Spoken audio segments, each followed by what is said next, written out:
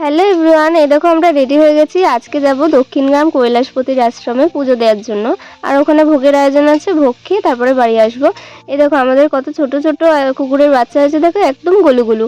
আমাদের বাড়িতে যে কুকুরটা থাকে ওই কুকুরটার মেয়ের এই বাচ্চাগুলো হয়েছে। তো এই দেখো টোটো চলে এসেছে, টোটো করে আমরা চলে যাচ্ছি আমাদের বাড়িতে। পিসি শাশুড়ি মা এসছে, আমার ছোটো পিসি শাশুড়ি মা পিসিমণি। তো তাই জন্য আমরা যাচ্ছি দক্ষিণগ্রামে।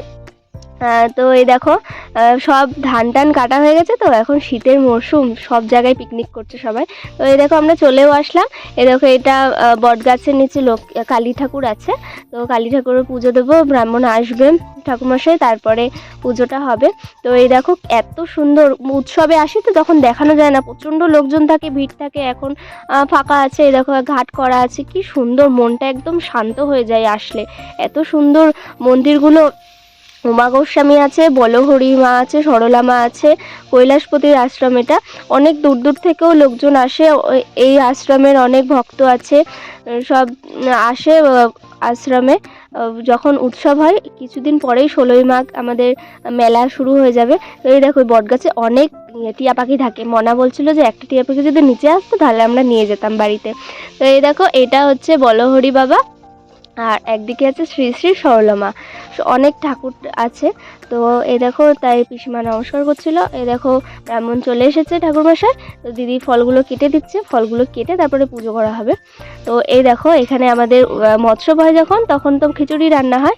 এটা হচ্ছে চৌবাচ্চা, এই খিচুড়ি এত লোক হয় আর খিচুড়ি ওই চৌবাচ্চা ঢেলে তো চৌবাচ্চায় ঢেলে ঢেলে রেখে দেয়, তারপরে ওখান থেকে দেওয়া হয় সবাইকে। তো পুজো হচ্ছে, চলে এসেছে। এই দেখো কত বড় বড় কড়াই, দেখেছো? আলুও ঢালা আছে, প্রচুর লোকজন হয়।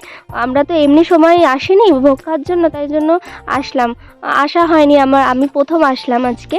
তো এই দেখো আলুর চাষ করেছে, সব আলু গাছগুলো বড় হয়ে গেছে, কত সুন্দর দেখেছো? সর্ষে ক্ষেত, আমাদের মাঠে তো একটাও সর্ষে চাষ কেউ করে না, তাই জন্য এখানে একটু ফটো তুলছিলাম দাঁড়িয়ে। তারপরে এ দেখো পুজো হয়ে গেল। পুজো করার পরে এখানে উমা গোস্বামী আছে, ওনাকে ভোগ নিবেদন করা হয়, তাই জন্য একটু কীর্তন করছে। কীর্তন করার পরে আমাদের সব প্রসাদ দিয়ে দিল। এই দেখো এই বড় বড় উনুনগুলো দেখেছো? এখানে সব খিচুড়ি রান্না হয় যখন মৎস্যপ হয়, আমাদের মৎস্যপে খিচুড়ি রান্না করা হয়। তারপর আমরা খেতে বসে গেলাম।